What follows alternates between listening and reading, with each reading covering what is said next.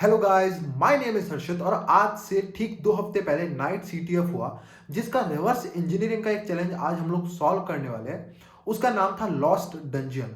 ये बहुत ही ज़्यादा इंटरेस्टिंग चैलेंज था। इसमें हमारे को गेम हैकिंग करनी थी, यानी कि इसमें हमारे को एक विंडोज़ का गेम दिया गया था जिसको हमारे को हैक या चीट लगा के जीतना था। इसको हम नॉर्मली नहीं जीत सकते थे। तो ये जो चैलेंज था मुझे बहुत इंटरेस्टिंग लगा और आज से पहले मैंने कभी गेम हैकिंग नहीं करी थी और विंडोज़ रिवर्स इंजीनियरिंग का मेरा एक्सपीरियंस बहुत लो था। तो मुझे लगा ये सीखने के लिए बहुत अच्छी अपॉर्चुनिटी मेरे को मिली है, मैं बहुत कुछ नया सीख सकता हूँ इससे। तो जब सीटीएफ खत्म हो गया तो मैंने अपनी टीम के रिवर्स इंजीनियरिंग प्लेयर से कांटेक्ट करके सीखा कैसे हम इस चैलेंज को सॉल्व कर सकते हैं, क्या क्या टूल्स यूज होते हैं गेम हैकिंग के लिए, क्या स्ट्रैटेजी यूज होती है, और वो सब मैंने सीखा। अब ये मुझे बहुत इंटरेस्टिंग टॉपिक लगा और बहुत अच्छी चीज़ थी सीखने के लिए, तो मैंने सोचा क्यों ना वीडियो भी इसके ऊपर बनाई जाए, कैसे गेम हैकिंग एक्चुअली दिखती कैसी है। और बहुत इंटरेस्टिंग टॉपिक आप लोगों के लिए भी होगा, नया टॉपिक होगा, नया बहुत कुछ सीखने को मिलेगा। तो चलते हैं सीधा वीडियो पर और देखते हैं गेम हैकिंग का प्रोसेस दिखता कैसा है। तो इस चैलेंज के अंदर हम लोगों को एक जिप फाइल दे रखी थी जो कि मैं आप लोगों को प्रोवाइड कर दूंगा। आप मेरे गिटहब से जाके डाउनलोड कर सकते हो, नीचे लिंक डिस्क्रिप्शन में मिल जाएगा आप लोगों को। तो यहाँ पे हम सबसे पहले क्या काम करेंगे, इसको एक्सट्रैक्ट करेंगे जैसे हम नॉर्मली करते हैं और उसके बाद देखते हैं कि क्या फाइल्स हमारे को प्रोवाइडेड है और फिर काम करना शुरू करते हैं। तो मैं यहाँ पे कर दूंगा एक्सट्रैक्ट हेयर, ठीक है, एंड इसको एक्सट्रैक्ट होने देते हैं। और एक्सट्रैक्ट हो गई, यहाँ पे हमारा फोल्डर बन गया है लॉस्ट डंजियन नाम से, ठीक है। इसके अंदर चलते हैं यहाँ पे, और यहाँ पे जैसे नॉर्मल हर गेम में होता है कुछ उसके साथ डीएलएल्स आई है जो भी आई होगी, और इनको देख के मुझे पता चल रहा है कि ये गेम यूनिटी में बना है। अब जिन लोगों को यूनिटी के बारे में नहीं पता, आपने काफ़ी गेम में आपने स्टार्टिंग में यूनिटी का लोगो आते हुए देखा होगा कि यूनिटी से बना गेम है, कि यूनिटी लिखा हुआ आता है बड़ा सा। तो यूनिटी क्या है, एक एक तरह से आप प्लेटफॉर्म समझ सकते हो, गेम इंजन है वो, यानी कि वो गेम डेवलपर्स को हेल्प करता है गेम बनाने में। यानी कि उसमें क्या होता है, जैसे आपको वहीं पे फॉर एग्जांपल आप एक मैप बना रहे हो, है ना, आपने बीजीएमआई खेला होगा, पबजी या फोर्टनाइट कुछ भी खेला होगा आप लोगों ने।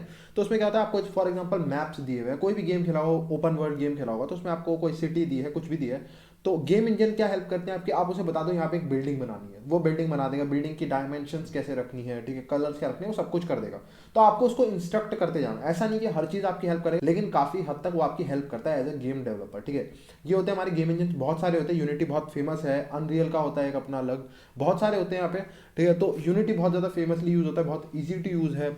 तो यहाँ पे इन्होंने यूनिटी से एक गेम बनाया, मुझे ये देख के पता चल गया यहाँ पे यूनिटी यूनिटी है, ठीक है। और ये जो आइकन है ये भी यूनिटी का है, अगर आप लोगों को पता हो। अभी हम ओपन करेंगे जैसे गेम को तो आपको दिख भी जाएगा, यहाँ पे यूनिटी आता हुआ लिखा हुआ दिख जाएगा आप लोगों को, ठीक है। तो ये यूनिटी से बना है। एक तरह से यूनिटी को अगर आप लोगों को और अच्छे से समझना है तो आप, अगर आपको वेब का थोड़ा बहुत पता है, तो ये एक तरह से गेम डेवलपमेंट का वर्ड प्रेस है, ठीक है। वर्ड प्रेस में कैसे होता है कि आपको टेम्पलेट मिल जाता है, आप उससे वेबसाइट बना सकते हो ना, अपना नेम डालो बस उसके अंदर, और जो छोटी मोटी चीज़ें यूज़ करनी है, मीडिया चेंज करना है, टेक्स्ट चेंज करना है, वो सब चेंज करो और आपका तैयार हो गया। उसी तरह से आप ये समझ सकते हो, इसमें आप लोगों को सब कुछ टेम्पलेट मिल जाता है कि आपको बिल्डिंग ऐड करनी, बिल्डिंग आपने यहाँ पे बता दी कि यहाँ पे एक हिल खड़ी कर दो, ठीक है, यहाँ माउंटेन बना दो, तो वो माउंटेन बना देगा। आपको डायमेंशन बताने कहाँ से छोटा करना है, कहाँ से बड़ा करना है, आपका काम डन हो जाता है। तो इस टाइप से आपका काम आसान कर देता है काफ़ी हद तक। और बाकी सब तो आपको जो एडिशनल अगर आपको कुछ डालना है तो आपको प्रोग्राम करके खुद लिखना पड़ता है, ठीक है। अब जो हमारा यूनिटी है ये गेम बनाता है सी शार्प लैंग्वेज में। अगर आप लोगों को नहीं पता तो इस बारे में जाके थोड़ा सा आप देख सकते हो गूगल पे, सी शार्प, ठीक है। काफ़ी हद तक नई लैंग्वेज है बाकी के कंपेरेटिवली। अगर बाकी सी सी प्लस प्लस या फिर आप पाइथन से कंपेयर करोगे तो सी शार्प काफ़ी नई लैंग्वेज है,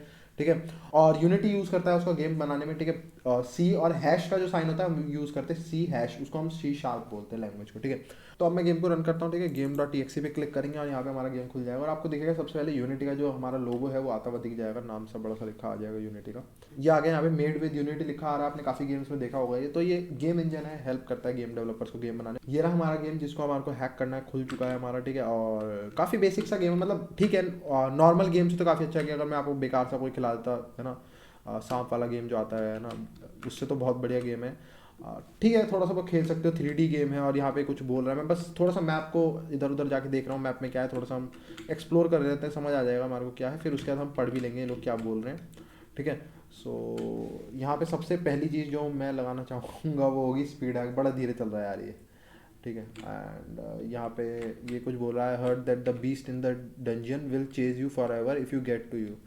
ओके, तो ये कह रहा है कि इस यहाँ पे कोई गुफा है और अगर आप, यहाँ पे बीस्ट रहता है कोई अंदर, अगर आप उस तक पहुँच जाते हो तो वो आपको चेस करेगा, जब जहाँ पे भी आप जाओगे आपके पीछे पीछे लगा रहेगा। ओके, एंड हम जा ही जा रहे हैं, देखते हैं कब तक जाना है। एंड ये मैं चल रहा हूँ, अगर आप लोगों को समझ नहीं आ रहा तो मैं चल रहा हूँ एक्चुअली इसके अंदर, और बीच में अगर लाइनें दिख रही है तो मेरे को भी दिख रही है। ग्राफिक्स थोड़े से बेकार है, ठीक है, लेकिन ठीक है, सी के हिसाब से बनाया गया एक चैलेंज है जिन्होंने बनाया है, इसीलिए कि इसको कोई हैक कर पाए। सो और ये काफ़ी बड़ी टनल है, मुझे लग रहा है यहाँ पे मेरे को स्पीड हैक लगाना ही पड़ेगा अगर इसको सॉल्व करना है, ठीक है। एंड फिर देखेंगे कैसे हम उससे लड़ते हैं, जो भी अंदर राक्षस होगा या जो भी होगा उससे कैसे लड़ेंगे। सो मैं स्पीड हैक लगा लेता हूँ यार, पहले ही बहुत लंबी है, ठीक है। तो हम चलते हैं यहाँ पे सीधा, कैसे हम देखते हैं कि हैकिंग कैसे कर सकते हैं, हम उस पार्ट पे आते हैं, ठीक है। थोड़ा सा गेम का मैंने आपको ओवरव्यू दे दिया, बेसिक सा गेम है, ठीक है। यहाँ पे एक टनल के अंदर हम चले जा रहे हैं एंड बस, इससे ज़्यादा कुछ नहीं है। तो हम चलते हैं सीधा बाहर और मैं दिखाता हूँ गेम हैकिंग कैसे करते हैं। सो यहाँ पे हम सबसे पहले क्या काम करेंगे, बाहर आने के बाद हम एक टूल को डाउनलोड करेंगे, एक स्पेशल टूल है जो यूनिटी गेम हैकिंग में बहुत काम आता है, जिसका नाम है DNSpy, ठीक है। DNSpy को हम सबसे पहले डाउनलोड कर लेते हैं, फिर उसका इंट्रोडक्शन जब खोलेंगे तो दे दूंगा मैं आप लोगों को। तो आप लोगों को सबसे पहले आ जाना सीधा सीधा ब्राउजर पर, ब्राउजर पे आके लिखोगे DNSpy, तो आपको यहाँ पे सबसे पहला ही लिंक DNSpy का मिल जाएगा, ये रहा .NET डीबगर असेंबलर एडिटर, जो भी आप इसे कह सकते हो, ठीक है। तो यहाँ पे हम इस पर क्लिक करते हैं और क्लिक करने के बाद ये यहाँ पे खुल चुका है, यहाँ पे आगे इसकी डेफिनेशन सी थोड़ी सी, ठीक है। अब यहाँ पे हम आते हैं नीचे, देखते हैं यहाँ पे क्या है DNSpy में। ये एक्चुअली क्या है, ये डीबगर भी है। डीबगर अगर आप लोग समझते हो, मैंने आप लोगों को रिवर्सिंग में बताया है, ये डीबग करने की भी हेल्प आता है हमारे, है ना। और ये हमारे को कोड भी दिखा देता है, DLLs के अंदर जो असेंबली की DLL होती है उसका कोड भी दिखा देता है। तो एक तरह से आप कह सकते हो कि डीकम्पाइलर का काम भी कर रहा है छोटा मोटा, ठीक है। सो ये सब इसके फीचर्स दिए हैं, डार्क मोड भी है और वो सब भी है। तो हम सीधा सीधा इसको इंस्टॉल करते हैं। इंस्टॉल करने के लिए आपको चले जाना है रिलीज के सेक्शन पे, ठीक है। और रिलीज पे सेक्शन पे आने के बाद आपको क्या काम करना है, 64 बिट वाला इसका डाउनलोड करेंगे नॉर्मली जो हम करते हैं। तो मेरा जो है डाउनलोड पे लग चुका है, जैसा आप देख रहे हो यहाँ पे, ठीक है। मेरा यहाँ पे डाउनलोड पे लग गया है और आप लोग भी इसको डाउनलोड कर लो। और मेरा पूरा डाउनलोड हो चुका है और आई होप सो आप लोगों का भी हो चुका है। साथ साथ करोगे आप भी प्रैक्टिस जरूर करना, बहुत अच्छा आएगा यार। गेम मैकिंग से ज़्यादा इंटरेस्टिंग टॉपिक क्या लोगे, है ना। सो इसको आप भी डाउनलोड कर लो और गेम तो आपको मिल ही जाएगा, गिटहब पे टूल भी आपको मिल जाएगा, तो आप एक बार खुद से भी करना तो मजा आएगा, ठीक है। तो मेरा जो DNSpy है वो डाउनलोड हो चुका है, आप लोगों को यहाँ पे दिख रहा होगा। इसको एक्सट्रैक्ट कर लेते हैं, ठीक है। और एक्सट्रैक्ट मैं इसी फोल्डर के अंदर करूंगा ताकि हमारे को पता रहे क्या क्या फाइल्स डाउनलोड हो रही है थोड़ी सी इसकी, ठीक है। एक तो मुझे यहाँ पे सामने बिन फोल्डर दिख रहा है और उसके अलावा यहाँ पे 2 बाइनरीज दिख रही है, जो कि हमारा DNSpy भी यहाँ पे आ चुका है, ठीक है। इसको हम ओपन कर लेते हैं और देखते हैं इसका इंटरफेस कैसा होता है, नया नया इंटरफेस इसका। तो DNSpy हमारा खुल चुका है, कुछ ऐसा दिखता है जैसे ही आप DNSpy को खोलोगे, ठीक है। और कई लोगों में मैंने ऐसा देखा है कि कुछ यहाँ पे कुछ फाइल्स होती है, तो अगर आप में यहाँ पे कुछ कुछ भी दिख रहा होगा आपको, कोई फाइल्स वगैरह सेलेक्टेड, तो आपको Ctrl+A करके डिलीट कर दो, वो हमारे किसी काम की नहीं है, ठीक है। तो यहाँ पे ऐसा ब्लैंक आ जाएगा बिल्कुल। अब हम इसमें अपनी फाइल जो ओपन करेंगे, मैं बताता हूँ कौन सी फाइल ओपन करनी है। आपको फाइल पे जाना है और ओपन पे क्लिक करना है।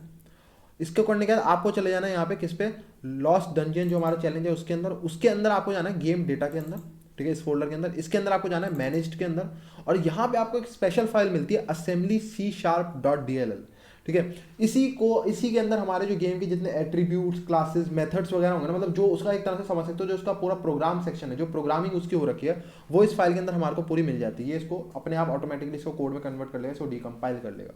तो आपको हमेशा, चाहे कोई भी गेम हो यूनिटी का, सिर्फ यहाँ इसी गेम की बात नहीं कर रहा हूँ, यूनिटी का कोई भी गेम आप DNSpy से कर रहे हो तो आप सीधा सीधा इस फाइल को कर सकते हो, असेंबली C#.dll। इसको आपको इसके अंदर ओपन कर लेना है, ठीक है। ये हमारी ओपन हो जाएगी। उसके बाद आपको कुछ ऐसा दिखेगा। अब इसमें से हमारे काम की सिर्फ यही है असेंबली C#, बाकी 2 जो है ये यूनिटी के काम की, हमारी किसी काम की नहीं है, हमारे काम की सिर्फ ये वाली है, ठीक है। इसको हम ओपन कर लेते हैं। इसको यहाँ से ओपन करेंगे, फिर ओपन करेंगे यहाँ पे, और ओपन करने के बाद अब हमारे को यहाँ पे 4 सेक्शंस मिल रहे हैं, ठीक है। पहला वाला हेडर्स है, जो फाइल के नॉर्मल हेडर्स होते हैं, PE हेडर्स हैं, यहाँ पे सारे हेडर्स लिखे हैं, ये हमारे किसी काम के नहीं है इसके अंदर, ठीक है। हमारा अभी इससे कोई लेना देना नहीं है यहाँ पे। उसके अलावा यहाँ पे टाइप रेफरेंसेस भी हमारे किसी काम के नहीं, हमारे काम का ये है जहाँ आपको सारा मेन कोड मिल जाएगा, ठीक है। तो हम यहाँ पे चलते हैं, इस पर क्लिक करता हूँ मैं सीधा। क्लिक करने के बाद अब आपको यहाँ पे दिख जाएगा, यहाँ पे ये सारे इसके अंदर मॉड्यूल्स हैं, एक तरह से क्लासेस हो सकते हो या स्क्रिप्ट फाइल्स हो सकते हो, ये सारी स्क्रिप्ट हैं इसके अंदर। अलग अलग नाम की, प्लेयर नाम की है और मूवर नाम की है, गेम मैनेजर है, फाइटर है, एनिमी है, डैमेज है, जो कि आपको दिख रहा है।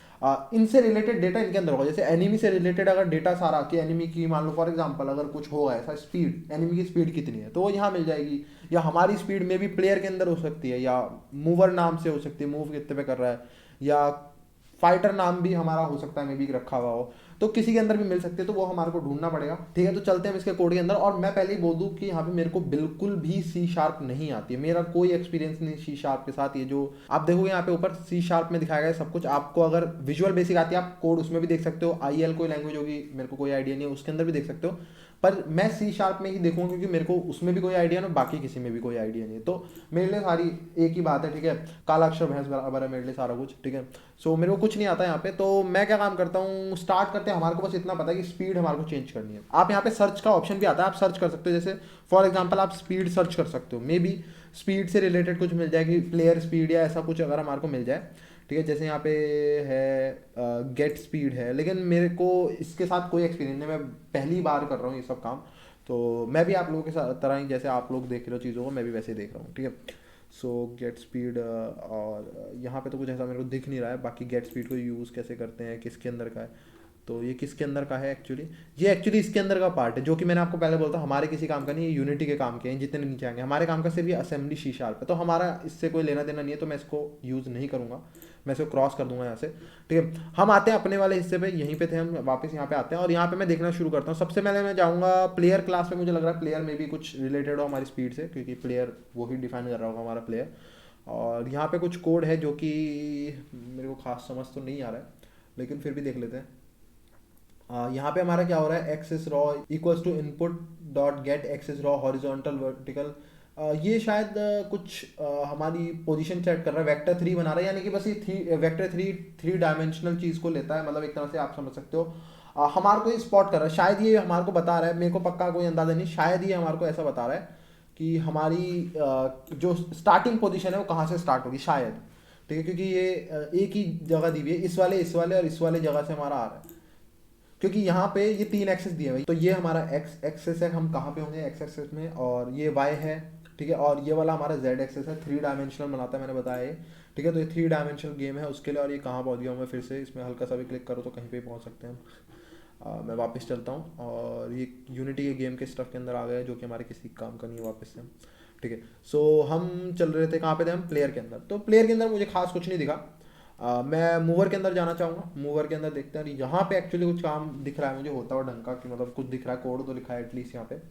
तो यहाँ पे हम देखते हैं क्या हो रहा है। यहाँ पे अगर हम देखें, यहाँ पे इसके अंदर तो कुछ नहीं हो रहा है इस वाली चीज़ के अंदर। यहाँ पे प्रोटेक्टेड वर्चुअल वॉइड बना हुआ है वेक्टर 3 का ही। यहाँ पे हम देखते हैं न्यू, यहाँ पे this dot b o equals to new vector 3, यहाँ पे न्यू शायद मे बी पोजिशन हमारी बना रहा हो, a dot x multiply by this dot b r, comma ये भी हमारा एक्स एक्सेस सेट कर रहा है, ये भी वाई कर रहा है ये वाला, और ये वाला हमारा जेड एक्सेस कर रहा है 3D के हिसाब से। उसके बाद यहाँ पे क्या हो रहा है कि ये हमारे, ये देखते हैं यहाँ पे क्या क्या हो रहा है, मुझे कुछ समझ नहीं आ रहा बिल्कुल भी यहाँ पे ऐसा कोड में देख के। यहाँ पे उसके बाद क्या हो रहा है, फिजिक्स 2D, और यहाँ पे कुछ में भी देखते हैं और क्या क्या हो रहा है। मेरे को जितना मैं समझ पा रहा हूँ भाई, मेरे को तो यही दिख रहा है कि शायद यहाँ पे ऐसा हो रहा है कि न्यू पोजीशन हमारी सेट हो रही है कुछ, न्यू के हिसाब से this dot b o equals to new vector, हमारी नई पोजीशन सेट हो रही है, हमारे एक्स वाई जेड एक्सेस को हमारा बदला जा रहा है, न्यू सेट करा जा रहा है उनको। और वो करा जा रहा है ए डॉट एक्स कोई वेरिएबल है उसको मल्टीप्लाई कर रहे हैं इसके साथ b r, and a dot y को मल्टीप्लाई कर रहे हैं दिस डॉट बी आर के साथ। तो ये एक्स और वाई है कहाँ, ये भी देख लें ज़रा। ये भी ये यूनिटी के गेम के अंदर आ गए, तो एक्स और वाई तो आउट हो गए हमारी लीग से, ठीक है। एक्स और वाई में तो हम कुछ छेड़खानी नहीं कर सकते, क्योंकि वो यूनिटी का है अपना, कुछ भी अंदर जो भी चल रहा है उसके। वापस आते हैं मूवर क्लास के अंदर, एंड यहाँ पे उसके अलावा यहाँ पे अगर हम देखें तो उसके अलावा यहाँ पे हम ये कहाँ पे हैं, this dot b r, okay. तो बी आर और ये यहीं पे लिखे हुए, नीचे देखेंगे तो बी आर की वैल्यू और बी की वैल्यू दोनों यहाँ पे लिखे हुए हैं, जो कि एक फ्लोट टाइप है, ठीक है। और बार बार यार मैं इसके अंदर, सॉरी, इसके अंदर ले आता हूँ मैं बार बार क्लिक करके, ओके। सो वापस आते हैं, तो ये दोनों यहाँ पे मेंशन्ड है जो कि फ्लोट वैल्यू है, तो इनको हम एक बार ट्राई कर सकते हैं बढ़ाने का मे बी, क्योंकि ये मेरे को ऐसा लग रहा है कि हम जैसे आगे का बटन दबाते हैं तो हमारी जो होती है पोजीशन चेंज होती है, एक्स भी चेंज होता है, x axis y axis z axis तीनों चेंज होते हैं। तो ये हमारे बटन दबाने पे हमारी कितनी वैल्यू आगे बढ़ानी है, हमारा एक्स एक्सेस को कहाँ रखना है और वाई को कहाँ रखना है, इस हिसाब से डिफाइन करा कि इसकी 0.5 वैल्यू आगे बढ़ा दो।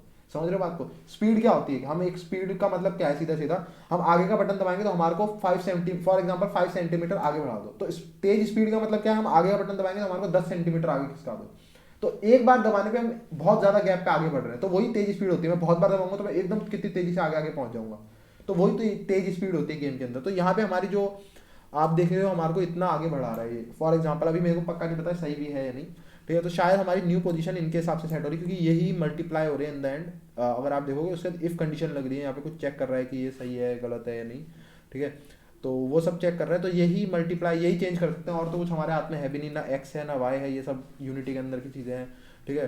0 हर जगह सेम वैल्यू है, ये तो मैंने देखी नहीं कहीं बदलते हुए। जेड एक्सिस हमेशा सेम रह रहा है, और उसके अलावा बस हमारे हाथ में यही है फिर बी आर और बी क्यू, हम इसको चेंज करके ट्राई कर सकते हैं। तो हम इसको चेंज करते हैं इनकी वैल्यू को, और देखते हैं कुछ अगर फर्क पड़ता है हमारी स्पीड पे। तो मैं इनकी वैल्यू को एडिट करने के लिए आपको क्या करना पड़ता है, इस पर राइट क्लिक करते हैं, राइट क्लिक करने के बाद आपको यहाँ करना है एडिट क्लास के ऑप्शन पे, ठीक है। डायरेक्ट ऐसे नहीं कर पाओगे, आपको एडिट क्लास पे क्लिक करना पड़ेगा। आप सोचो वहीं से कर दूंगा तो नहीं हो पाएगा। और यहाँ पे आप इनकी वैल्यू चेंज कर सकते हो। तो मैं इनको चेंज करके यहाँ पे कितना कर दूंगा, मैं इसको चेंज करके यहाँ पे कर देता हूँ 10 फॉर एग्जाम्पल, और नीचे भी 10 कर देते हैं अभी के लिए। आप 100 भी कर सकते हो, अगर सही काम कर गया तो 100 कर लेंगे, चाहे बढ़ा देंगे। लेकिन कंपाइल कर दें, कंपाइल करना होता है नीचे। अब ये तो इस स्क्रिप्ट के अंदर मैंने चेंजेस कर दिए, कंपाइल भी हो गया मेरा। अब मेरे को जो हमारी डीएलएल थी जिसके अंदर हम ये सब काम कर रहे हैं, उसके अंदर भी मेरे को ये सब सेव करना पड़ेगा। तो आपको क्या काम करना है, फाइल पे क्लिक करना है और आपको यहाँ पे सेव मॉड्यूल पे कर देना है, ठीक है। जैसे आप ये करोगे अब आपका काम जो हो जाएगा, ओके कर देना। उसका यहाँ पे कुछ छेड़ने की जरूरत नहीं, बस ये कह रहा है कि इस डीएलएल में सबको सेव कर दें, ओके कर दो और हमारा काम डन हो गया। अब मैं गेम को दोबारा रीस्टार्ट करूंगा, देखूंगा कुछ चेंजेस आए कि नहीं आए। ऐसा भी हो सकता है अगर आप कुछ ज्यादा ही छेड़खानी कर दो तो कई बार ऐसा भी हो सकता है गेम क्रैश कर जाए, चले ही ना, प्लेयर अटक ही जाए। लेकिन मैंने इसीलिए यहाँ पे छोटा सा चेंज करा है, स्टार्टिंग में सिर्फ 10 करा है मैंने वैल्यू को, ज़्यादा नहीं बढ़ाया इसीलिए कि 100 या 1000 नहीं करा कुछ, क्योंकि मेरे को कुछ नहीं पता कि मैं सही कर भी रहा हूँ या नहीं। मेरे को कोई आइडिया नहीं सी शार्प का या गेम हैकिंग का, पहली बार कर रहा हूँ मैं। सो यहाँ पे आने के बाद हम लॉस्ट डंजन में वापस चलते हैं इसके फोल्डर में, और गेम डॉट एक्सी को दोबारा से एग्जीक्यूट करते हैं एंड देखते हैं कि कुछ अंतर पड़ा या नहीं पड़ा, ठीक है। मेड विद यूनिटी आ गया है एंड ओह स्पीड देखो बढ़ा दी हमने, स्पीड बढ़ गई। वही था वो उसकी पोजीशन जो है ना चेंज कर रहा था 0.5 पे, मैं आगे का बटन दबा रहा था तो 0.5, अब ये ज़्यादा खिसक रहा है तेज़ी से, या ऐसा कुछ मेरा अंदाज़ा है, ठीक है। सो और यहाँ पे अब आप देखोगे तो यहाँ पे जा पा रहे हैं, ठीक है। तो हम चलते हैं उस गुफा के अंदर और देखते हैं उस गुफा के अंदर अब क्या है। और काफ़ी लंबी गुफा है, मे बी इतनी स्पीड में भी टाइम लग जाए। और ओह नहीं लग रहा है वैसे, तो पहुँच गए कहीं ना कहीं डेस्टिनेशन पे, तो हम पहुँचे आखिरकार, ठीक है। एक मोड़ सा आया।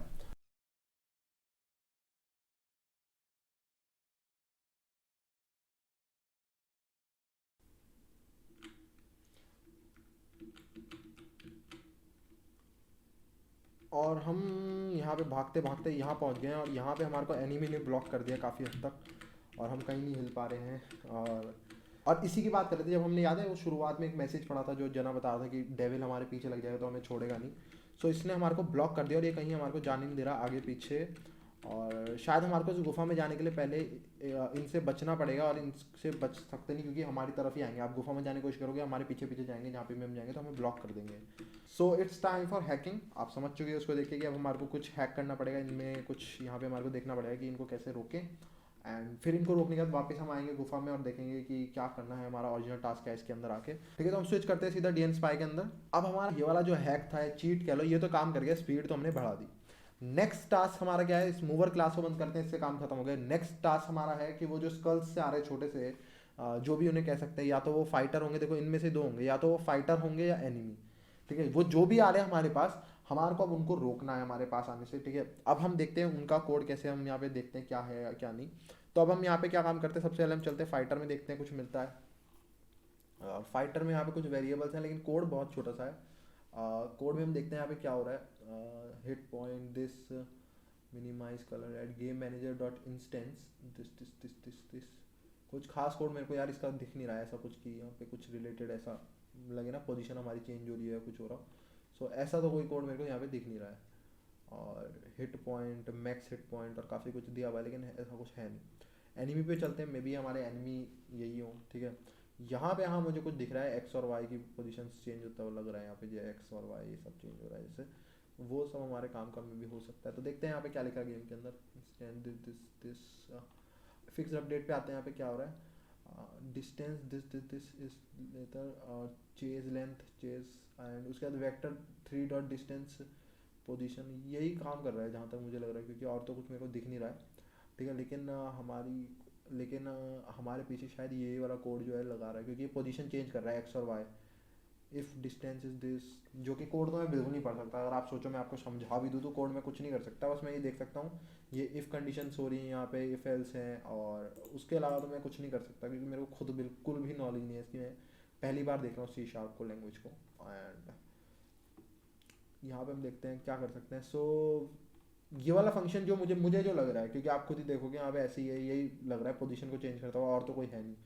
तो यहाँ पे मुझे क्या लग रहा है कि ये वाला फंक्शन जो है ये काम कर रहा है मेन, हमारा जो उनकी पोजीशन चेंज करके हमारे पीछे लगा रहा है। तो अगर मैं उनकी पोजीशन चेंज करना ही रोक दूँ, ठीक है, मैं ऐसा कर दूँ कि इस फंक्शन को गायब भी कर दूँ, तो क्या होगा, उनकी पोजीशन चेंज नहीं होगी तो वो हमारे पीछे नहीं आएंगे। तो ऐसा हम ट्राई कर सकते हैं। तो हम क्या काम करते हैं, इसको एडिट करते हैं और इस कोड को मैं सबको कमेंट आउट करूँगा, ठीक है। इस कोड को कमेंट करूंगा, मैं हटाऊंगा नहीं, क्योंकि ऐसा भी हो सकता है कि इसकी वजह से कुछ बहुत ही बुरा हो जाए, क्योंकि मुझे नहीं पता ये कोड करके आ रहा है ढंग से, लेकिन मुझे इतना अंदाजा है कि ये कोड पोजीशन चेंज कर रहा है एक्स और वाई की, यानी कि उनकी जो पोजीशन है स्कल्स की वो चेंज कर रहा है, ये तो मुझे समझ आ रहा है यहाँ पे। तो मेरे हिसाब से वही है, लेकिन पक्का नहीं कह सकता, तो इसलिए मैं इसको सिर्फ अभी कमेंट आउट करूंगा, पूरा ही नहीं उड़ाऊंगा, बैक स्पेस नहीं मारूंगा, ठीक है। तो एडिट क्लास, और यहाँ पे ये फंक्शन कहाँ है हमारा, ये वाला फंक्शन है, इसको पूरे को सेलेक्ट करते हैं, यहाँ तक है ये फंक्शन ना। सो इसको यहाँ पे हमारे को करना है, तो इसमें मल्टी लाइन कमेंट जो सी शार्प में लगते हैं वो ऐसे लगते हैं, ठीक है। यहाँ पे आपको एक फॉरवर्ड स्लैश और उसके बाद आपको ये देना पड़ता है, ठीक है। काफ़ी लैंग्वेजेस में ऐसे ही होते हैं, आपने देखे होंगे HTML में देखा होगा, CSS वगैरह में ऐसे ही लगता है, तो इसमें भी ऐसे ही लगते हैं सी शार्प में, आपको एक फॉरवर्ड स्लैश और स्टार देना है, और जब इसको एंड करना है तो एंड भी सेम होगा यहाँ पे, बस इसमें क्या होगा, स्टार पहले आ जाएगा और उसके बाद फॉरवर्ड स्लैश आएगा, और आप देखोगे तो ये सब दोबारा से कलर्ड हो गया, और ये सब ग्रीन में चला गया, जो कि कमेंटेड हिस्सा है, जैसे यहाँ पे भी आप देख रहे हो सिंगल लाइन कमेंट होते हैं इसमें ऐसे, और मल्टी लाइन होते हैं इसमें ऐसे। तो हमने इसको कमेंट बना दिया इस फंक्शन को अभी, और इसको मैं कंपाइल करूंगा, एंड होप सो कोई एरर ना आए हमारे को, ठीक है। देखते हैं कंपाइल करने पे, और एरर तो कोई नहीं आया, क्योंकि अगर आप कोई भी कोड गलत करोगे तो कंपाइल नहीं होगा, एरर देगा कंपाइल होते हुए, ठीक है। तो हमारा कोड में तो हमने कुछ गलत नहीं करा था, बस नॉर्मल से हमने कमेंट कर दिया था एक फंक्शन को। अब मैं वही करूँगा, फाइल में जाऊँगा एंड सेव मॉड्यूल, ठीक है, एंड इसको सेव कर लेंगे, ओके कर देंगे, इस DLL के अंदर हमने सेव कर दिया। अब हम गेम को दोबारा रन करते हैं, देखते हैं क्या होता है। पहले तो मेरे को आधा घंटा उस गुफा से गुजरना पड़ेगा। सो वापस से मैं इस गेम को रन करता हूँ, एंड वापस से चलते हैं हम वापस अपनी जगह पे।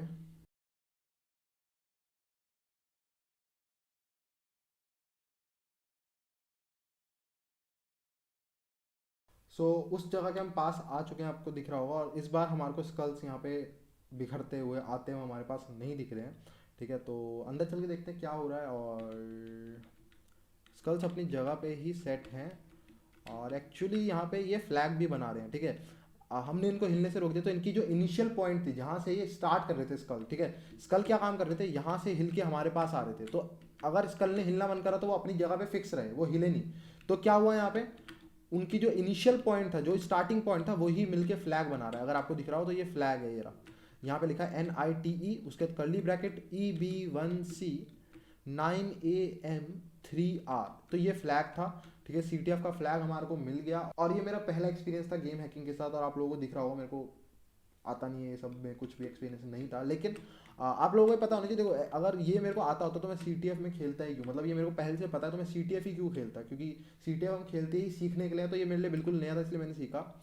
और इसमें ऐसा नहीं है कि आप लोगों को तुक्केबाजी करके हम इसमें गेम में जीते, ऐसा नहीं है। आपने इंटेलिजेंट गैस लगाया, इंटेलिजेंट गैस और तुक्केबाजी में अंतर होता है, इस बात को याद रखना। इंटेलिजेंट गैस क्या है कि आपको एक आइडिया है कि हाँ शायद ये हो सकता है, आपको एक आइडिया था, मैंने इफ कंडीशंस पढ़ी, मैंने देखा वो लोकेशन चेंज कर रहा है XY की, तो मे बी ये फंक्शन इनकी पोजीशन जो है हिलने से रोक दे, ठीक है। तो आपने सोच समझ के काम करा, गैस भी लगाया तो सोच समझ के लगाया, तो वो काम कर गया, ठीक है। तो उसमें अंतर होता है। तो CTF में ऐसा भी चलता है, ठीक है, ऐसा कुछ जरूरी नहीं कि आपको सब कुछ आना ही चाहिए। वो प्रोग्रामिंग है C# की, तो पहले प्रोग्रामिंग आनी चाहिए, किसी को भी सारी लैंग्वेज नहीं आ सकती। एक ही CTF चैलेंज के अंदर हम 6 से 7 प्रोग्रामिंग लैंग्वेज से डील कर सकते हैं आराम से, ठीक है। एक वेब बनी होगी तो वेब भी कितनी सारी लैंग्वेज में बनी होती है, उसके बाद हम बाइनरी एक्सप्लोरेशन करते तो वो C++ या पाइथन में आ जाते हैं कितनी बार। उसके अलावा अब आप ये देख रहे हो तो रिवर्सिंग के चैलेंज अलग अलग लैंग्वेज में बनते हैं, असेंबली आ जाती है। तो एक ही CTF के अंदर बहुत सारी लैंग्वेज होती है, तो आप सारी नहीं सीख सकते, ठीक है। तो आपको बस एक आइडिया होना चाहिए जनरल, कौन सी चीज़ क्या कर सकती है, और फिर आप उससे हिसाब से काम कर सकते हो, जैसे यहाँ पे हमारा काम हो गया, ठीक है। सो आई होप आपको ये भी एक लर्निंग एक्सपीरियंस रहा हो, आप खुद करके देखो, इसमें काफ़ी सारी चीज़ें और ट्राई करके देखो। और आप लोग एक भी चीज़ क्यूरियोसिटी से ये भी कर सकते हो कि आप अपना जो स्टार्टिंग पॉइंट है, ठीक है, उसकी पोजीशन यहीं पे सेट कर सकते हो। मे भी ऐसा ट्राई करके देखो, अगर आप कुछ कर पाओ कि आप जो अपनी स्वैप एरिया है जहाँ पे आप आते हो, ठीक है, उसको यहीं पे सीधा लैंड कराओ अपने कैरेक्टर को। तो आप ये भी ट्राई कर सकते हो, टेलीपोर्ट वाला हैक ट्राई कर सकते हो कि आप यहाँ पे टेलीपोर्ट कर दो। ऐसा अगर आपको C# आते तो आप फंक्शन लिख सकते हो छोटा सा, जो आपकी पोजीशन को चेंज करके डायरेक्ट यहाँ पे लैंड करते हो। तो आप ऐसे छोटे मोटे हैक्स ट्राई कर सकते हो, तभी अच्छे बनोगे अगर आप ये सब चीज़ें खुद से क्यूरियोसिटी से ट्राई करोगे। सो आई होप सो आपको ये वीडियो पसंद आई हो, आपको गेम हैकिंग अच्छी लगी हो। So please like the video, subscribe the channel. Thank you and good bye.